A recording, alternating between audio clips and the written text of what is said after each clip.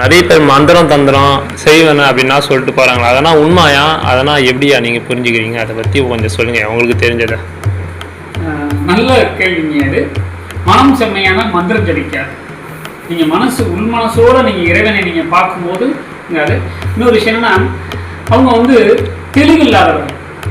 தெளிவாக இருந்துச்சுன்னா என்னை யாரும் மந்திரம் செய்ய முடியுமா, செய்வனை பண்ண முடியுமா அப்படின்ற ஒரு மன கட்டுப்பாட்டோட மனக்கோட்பாட்டோட இருப்பாங்க. இது பயந்து வாழக்கூடியது, பயமுறுத்தி வாழக்கூடிய காலகட்டங்கள் காலங்களாக இருந்தது. இப்போது பாத்தீங்கன்னா நிறைய பேர் இப்போ சித்தர்கள் வழிபாட்டுல போயிட்டு இருக்காங்க. நீங்க குருநாதரையும் சித்தர்களையும் பிடிச்சுன்னா மந்திர தந்திரம் ஒண்ணுமே பண்ணாது. என்ன பொறுத்த வரலையும் மந்திரம் தந்திரம் என்பதெல்லாம் சித்தர்கள்ட்ட வேலைக்கு ஆகாது. இன்னொரு விஷயம் என்னன்னா, எனக்கு செய்வனை பண்ணிட்டாங்க, எனக்கு மந்திரம் பண்ணிட்டாங்கன்னா, நீ செய்த வினைதான் என் செய்வனை. நான் என்ன வினை செய்யறனோ அதுதான் செய்வனை. நான் செஞ்ச வினை தான் செய்வனை. கண்டிப்பா போய் இன்னொரு தம்பி செய்யணும்னு அவசியம் கிடையாது.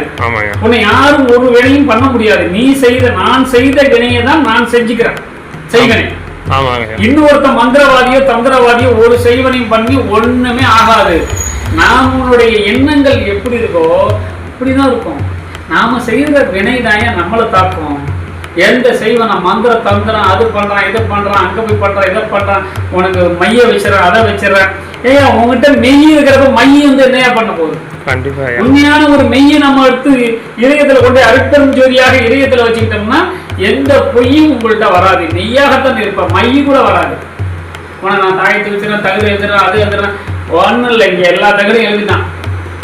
அதனால மந்திர தந்திரம் இல்லை, குருநாதர்களை சித்தர்களையும் பிடிச்சுங்க, சுபிட்சமான நிலம் உண்டாகும்.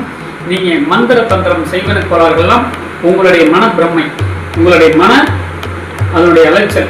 இதுக்கெல்லாம் நீங்க போய் உங்களுடைய கர்மமனை அதுலயும் போய் ஏமாந்து நீங்க தான் காசு கொடுக்கணும்னா கொடுங்க. தர்மம் செய், மந்திரம் கிடையாது, தந்திரம் கிடையாது, சிறப்பான நிலையில் இருக்கலாம். அடுத்த கேள்வியா, குருனா யாரையா? குரு எப்படி நம்ம பிடிக்க முடியும்? குரு எப்படி நம்ம கிட்ட வருவாங்க? நாம போகணுமா? அதை பத்தி சொல்லுங்கய்யா. நல்ல விஷயங்கள். இன்னொரு விஷயம் என்னன்னா, குரு என்பது நமக்கு பூர்வ ஜென்மத்திலேயே ஆத்ம தொடர்பு உள்ளவங்க தான் குருநாதர்கள், சித்தர்கள்.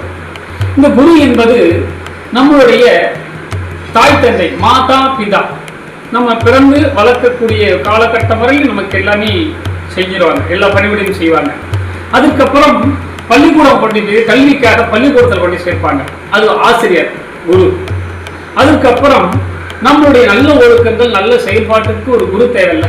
கண்டிப்பா நம்மளுடைய இந்த ஆத்மா இறைவன்கிட்ட போகிறதுக்காக நல்ல ஒழுக்கங்கள், தர்மங்கள் இதை நம்ம கற்றுக்கொள்வதற்கு நிச்சயமாக ஒரு குரு வேணும். கண்டிப்பா அந்த குரு நம்ம கூடவே தான் இருப்பாங்க.